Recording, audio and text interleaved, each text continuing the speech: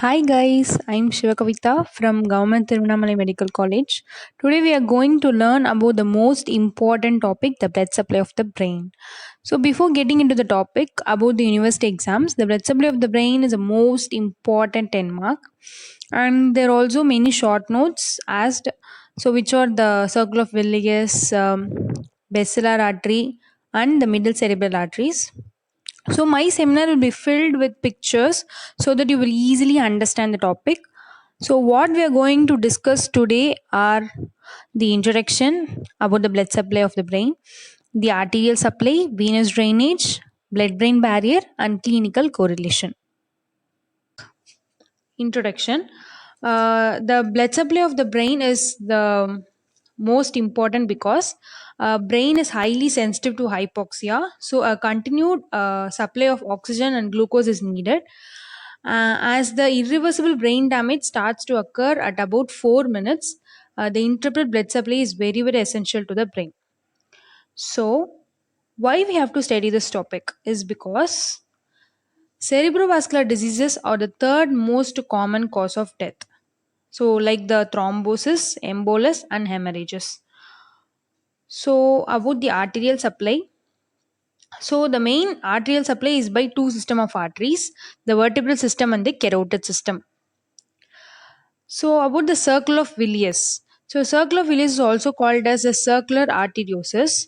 So, the major artery supplying the brain, that is the vertebral and the internal carotid artery, will get interconnected to one another at the base of the brain to form a six-sided polygon of arteries, which is called as the circle of Willis.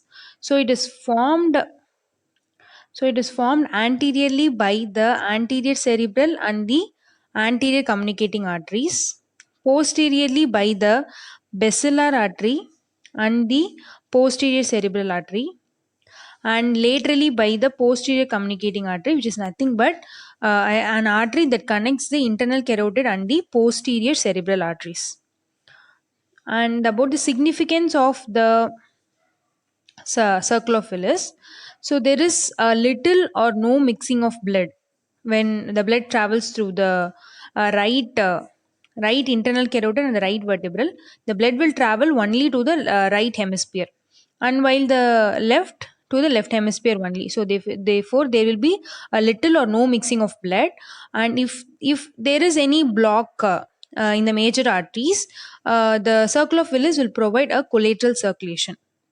So therefore it will provide like an arterial traffic circle. So about the vertebral system, the vertebral system consists of vertebral and basilar arteries. So the vertebral artery is a branch of subclavian artery. So the vertebral artery ascends in the foramen transversarium. So the foramen transversarium is a cervical vertebra, and here you can see the and foramen that is called as a foramen transversarium.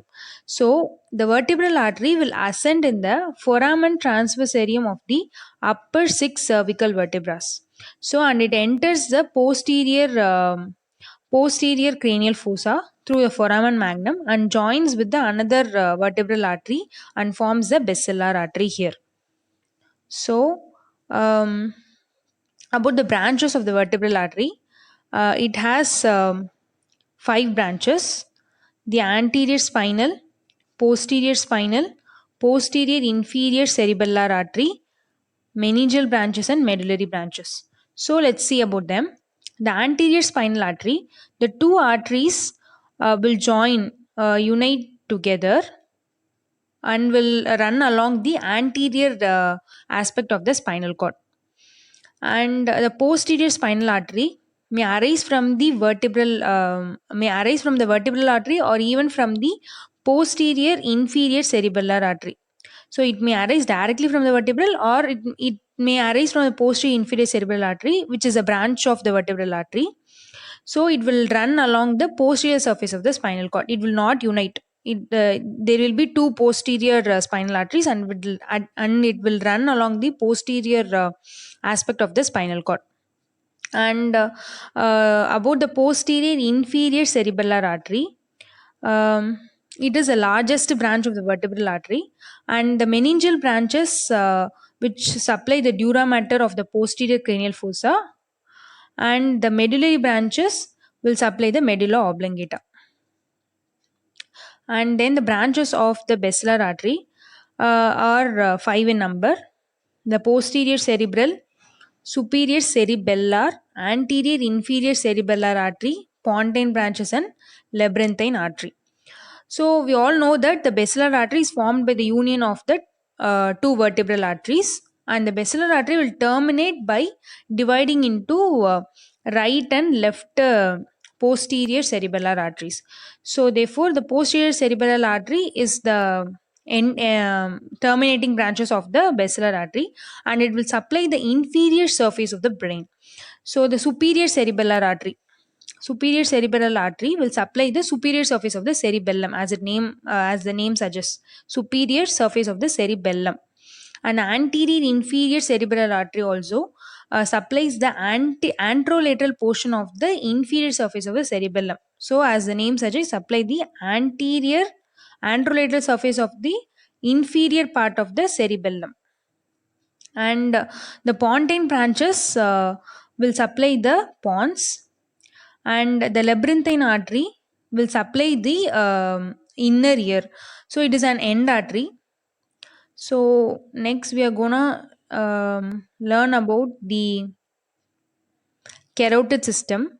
So the carotid system consists of internal carotid artery, and the internal carotid artery will enter the middle cranial fossa and goes along the medial wall of the cavernous sinuses, and underneath the anterior perforating substances it will divide into, so near this it will divide into middle cerebral sorry it will divide into middle cerebral and anterior cerebellar artery. So the middle cerebral artery is the largest branch, and the anterior cerebral artery is a smallest branch. And it also gives five branches: ophthalmic artery, posterior communicating artery, anterior choroidal, anterior cerebellar, and anterior cerebral and middle cerebral. And about the ophthalmic artery, it supplies the structures in the orbit and the eyeball, and the posterior communicating arteries which connect. So this is the posterior communicating artery which connects the internal carotid artery and the posterior cerebral artery. And anterior choroidal artery, it has a long slender course, and anterior choroidal artery has a long slender course, and it has a relatively smaller lumen. So because of these reasons, it is susceptible to thrombosis and is often referred as the artery of cerebral thrombosis. And the about the anterior cerebral artery, so the anterior cerebral artery supplies the medial surface of the frontal lobe. And about the middle cerebral artery, it is one of the largest branches of the internal carotid artery, and it splits into frontal, parietal, and temporal branches and supply all the parts of the brain. So about the arterial supply of the cerebrum, cerebellar arteries will give three types of branches usually. So the cortical branches, choroidal branches, and central branches. So the cortical branches will supply the outer part of the cerebrum, and the choroidal branches are of anterior choroidal and posterior choroidal arteries, and it forms a network of choroidal plexus. And about the central is composed of anteromedial, anterolateral, posteromedial, and posterolateral. So the anteromedial group consists of anterior cerebral and anterior communicating artery, and the anterolateral consists of the middle cerebral artery, the proximal part of the middle cerebral artery. So the anterolateral group is also called as a lateral striate arteries. So it is more susceptible to rupture, so it is also called as the Charcot's artery of cerebral hemorrhage. So it is important to note here the anterolateral, that is called as a lateral striate arteries, are called as the Charcot's artery of cerebral hemorrhage. And about the posteromedial, so the posteromedial consists of the proximal part of the posterior cerebral artery and posterior communicating artery, and the posterolateral group consists of posterior cerebral arteries. So then about the Arterial supply of different surfaces of the cerebral hemispheres. First, about the supralateral surface. So, the supralateral surface is supplied mostly by the middle cerebral artery. So, the middle cerebral artery covers most of the two-third of the supralateral surfaces, and here you can see a narrow strip. The blue colored is supplied by the anterior cerebral artery. So, a narrow strip of cerebral cortex adjoining the supromedial surface. So, this is a supromedial surface. A narrow strip of cerebral cortex adjoining this supromedial surface up to the parieto-occipital sulcus will be supplied by the anterior cerebral artery, and a narrow strip of cerebral cortex along the lower border of the temporal lobe, excluding the temporal pole. So this is the temporal pole. We exclude that. A narrow slip along the lower border of the temporal lobe and the occipital lobe is supplied by the posterior cerebral artery. And about the medial surface. So the medial surface is mostly supplied by the anterior cerebral artery. Here you can see the blue color thing. Anterior cerebral artery supplies most of the two-third of the brain. Medial, that is a two-third of the medial surface, and the temporal pole alone is supplied by the middle cerebral artery, and the rest of the temporal pole and the occipital pole is supplied by the posterior cerebral artery. And about the inferior surface, so the inferior surface, most of the inferior surface except the temporal pole will be supplied by the posterior cerebral artery, and the temporal pole, so this is a temporal pole, you know that this is a temporal pole, and the temporal pole along the lateral part of the orbital surface of the frontal lobe will be supplied by the middle cerebral artery, and the medial part of the orbital surface of the frontal lobe is supplied by the anterior cerebral arteries. And to summarize about the arterial supply on the surfaces of the brain, um, the major artery in the supralateral surface is the middle cerebral artery. Middle in the major artery in the supralateral surface is the middle cerebral artery, and the major artery in the medial surface, so this is a medial surface major artery is anterior cerebral artery, and in the inferior surface the major artery is posterior cerebral artery. About the venous drainage of the brain, so the veins of the brain will drain into the intracranial dural venous sinuses, and these sinuses will finally drain into the internal jugular vein. So the characteristic feature of the veins of the brain are they don't follow the arterial pattern, and they are extremely thin walled because of the absence of the muscular tissue, and they possess no valves, and they lie in the subarachnoid spaces. So we are going to study about the external cerebral veins and the internal cerebral veins, which are the main venous drainage of the brain. So the external cerebral veins consist of superior, middle, and inferior cerebral veins. So the superior cerebral veins are 8 to 12 in number. So this is the so these are the superior cerebral veins, which finally drain into the superior sagittal sinuses. So they will drain most of the upper parts of the supralateral and medial surfaces of the cerebral hemisphere. And about the middle cerebral vein, so they are four in number, two on each sides. So the superficial middle cerebral vein and the deep middle cerebral vein. So the superficial middle cerebral vein will lie in the lateral sulcus.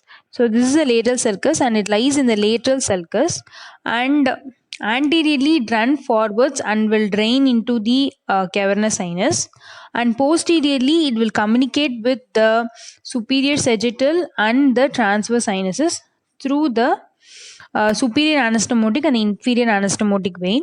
So the superior anastomotic vein is also called as a vein of Trollard, and the inferior anastomotic vein is also called as vein of Laby. And about the deep middle cerebral vein, So it lies deep in the lateral sulcus. So here it is not visible. So the deep middle cerebral vein will lie deep in the lateral sulcus and will join with the anterior cerebral veins to form the basal vein. And about the inferior cerebral veins, there are many, but they are small in number. Here you can see the minute inferior cerebral veins. So these are the inferior cerebral veins. So these are the inferior cerebral veins, and they will drain most of the lower parts of the cerebral hemisphere, and they will drain into the nearby venous sinuses. So here the nearby venous sinus is transverse sinus. So it will drain into the transverse sinuses. And so about the other veins that drain the cerebral hemispheres, so the anterior cerebral vein and the basal vein of Rosenthal. So the anterior cerebral vein, it accompanies the artery and drain the areas around the corpus callosum. So it is the only vein which has a similar name and accompanies its artery. So here you can see that this is the anterior cerebral vein and the basal vein of Rosenthal.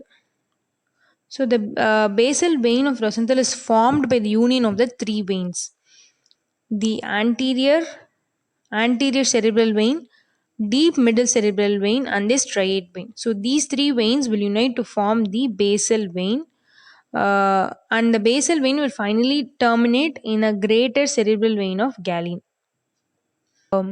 Internal cerebral vein. So the internal cerebral veins, there are two internal cerebral veins located on either side of the midline in the third ventricle.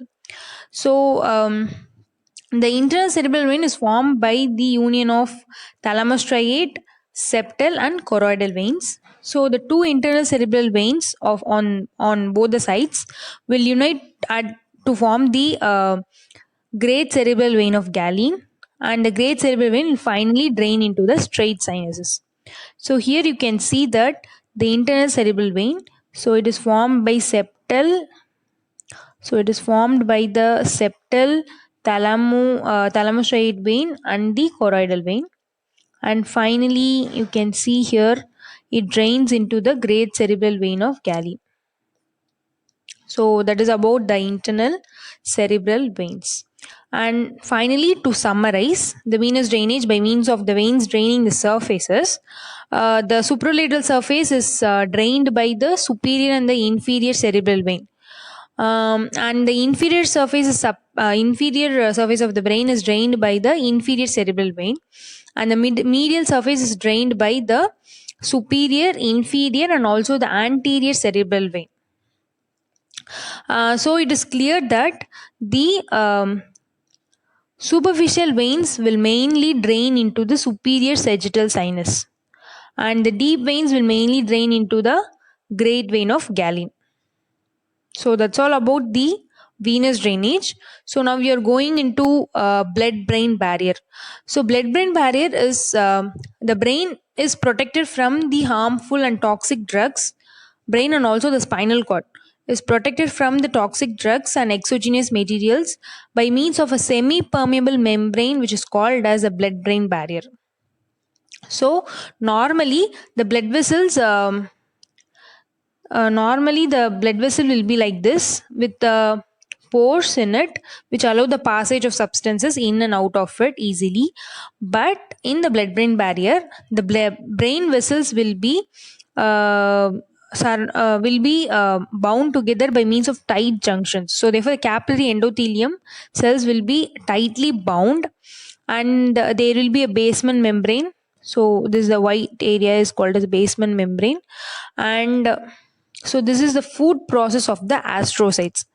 So these are the three components: the capillary endothelium with tight junctions, and the basement membrane, and the food processes. So these are these constitutes the blood-brain barrier.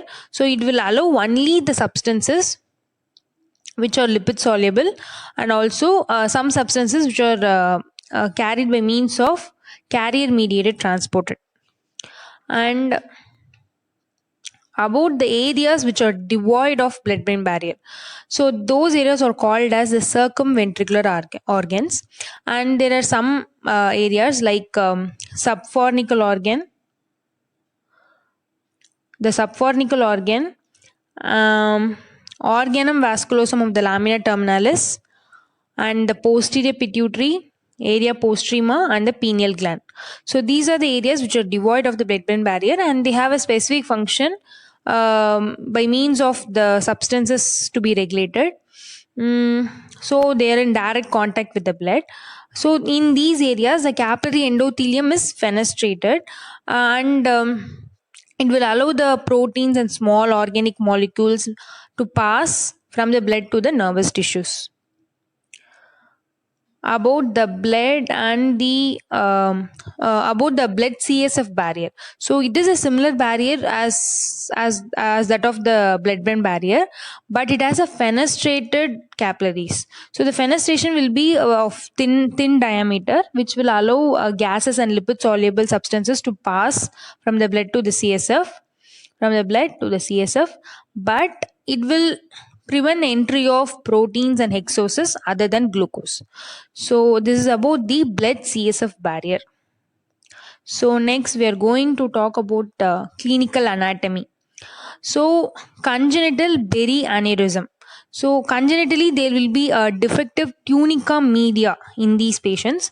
So tunica media is the elastic tissue in the arterial wall. So therefore the arterial integrity will not be maintained. So these arteries are more prone for aneurysm. That aneurysm means weakened areas in the arteries. So those aneurysms are prone to rupture, and these congenital aneurysms will look like you can see that it looks like berry, right? So therefore it is called as berry aneurysm, as they are berry shaped. So about the occlusion of the anterior cerebral artery. So we have learned about the anterior cerebral artery and its supplies.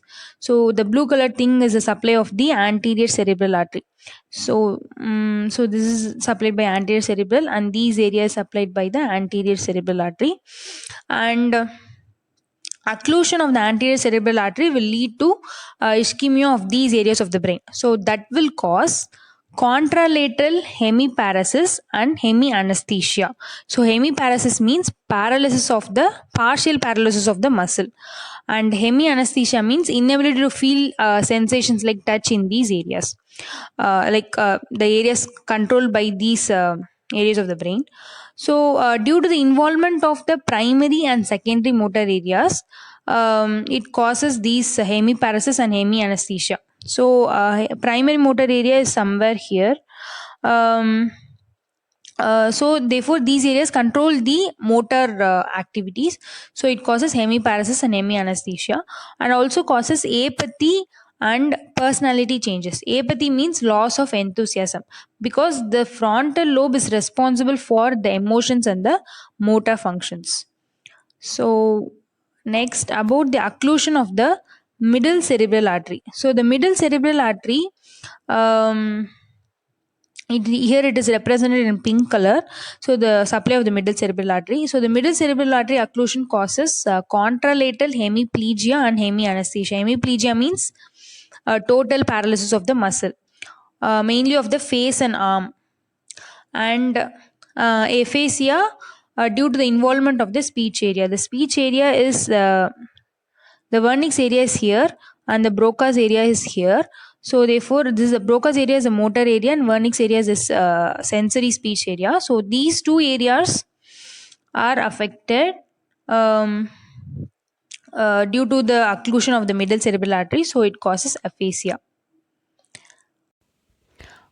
So about the occlusion of the posterior cerebral artery, so it causes a contralateral homonymous hemianopia. Hemianopia means half of the vision is blinded, and here the posterior cerebral artery supplies most of the visual cortex. Visual cortex is represented here, the primary and the secondary visual cortex areas. And so because of the occlusion of the posterior cerebral artery, we get hemianopia. So generally hemianopia is represented like this, but here with macular sparing it is represented like this.